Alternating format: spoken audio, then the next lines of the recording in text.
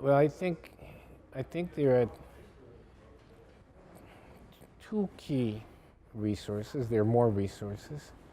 One, the UN does very well, and that is to provide a forum for exchange of information where people can meet, talk about their programs, and somebody that, you see, everybody comes to the same place. So in these meetings, you have scientific programs talking about science right now, and application programs that are presented in one particular session, like this one. I didn't count them, but there must be, 20 to 30 programs and projects that are presented. So somebody can look at them and say, oh, that is an area where we are interested.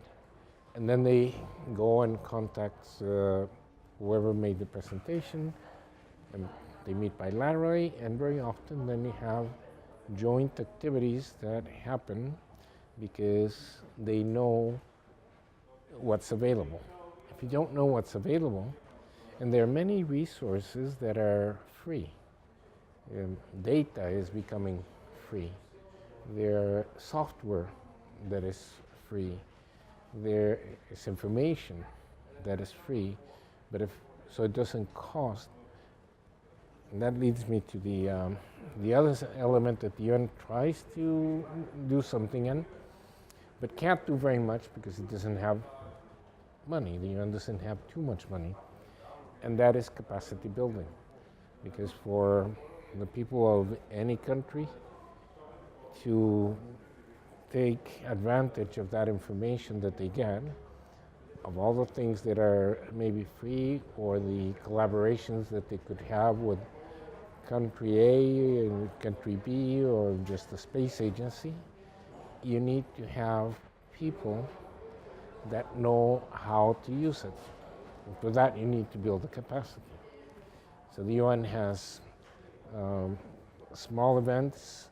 They partner with the space agencies, with governments to offer training, and they're usually shorter training, but you need to have in-depth training. And there are a few things that the UN does to, the UN doesn't have the money to provide the scholarships, but they can talk to institutions and do a program where the institution provides the scholarship for young people to go and get a degree. And for instance, in Italy, the Institute of Torino, the Politecnico de Torino, and the Instituto Mario Boella, between the two, offer a master's program in global navigation satellite systems. And that's a real master's, and it's a tough master's. So that prepares a number of people. Now, there aren't enough of those, so a lot more effort has to be put into the capacity building. But not just the international, also the national. The governments have to identify and say, we need to prepare people in these areas.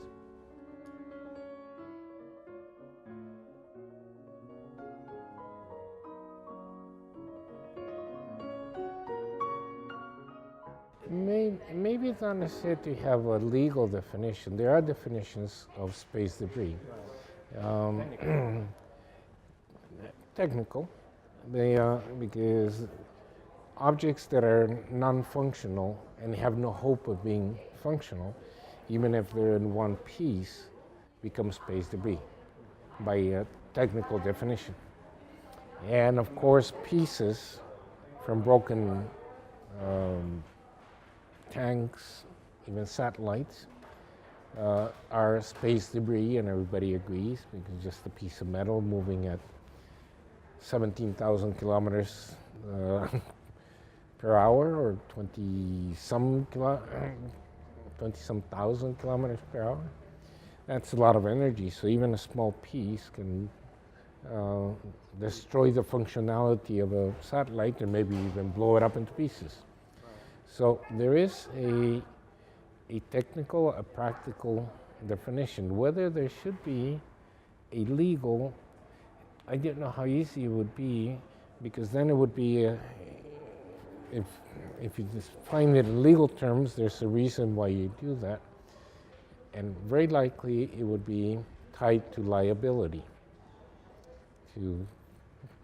By legal definition, this is your piece. And it destroyed my satellite. And therefore, in an international court, I would probably have a better chance of collecting money from you. Because there are so many pieces that are very difficult to identify. To who does this belong? And not everybody has the capability. The Americans have the capability, the Russians have the capability, the Chinese have the capability, maybe the Germans have the capability, I don't know. But let's say from my country, we don't have that capability. And we would have to believe someone. If one of our satellites was destroyed, we would have to ask, could somebody tell me which country owns the piece of metal that destroyed this?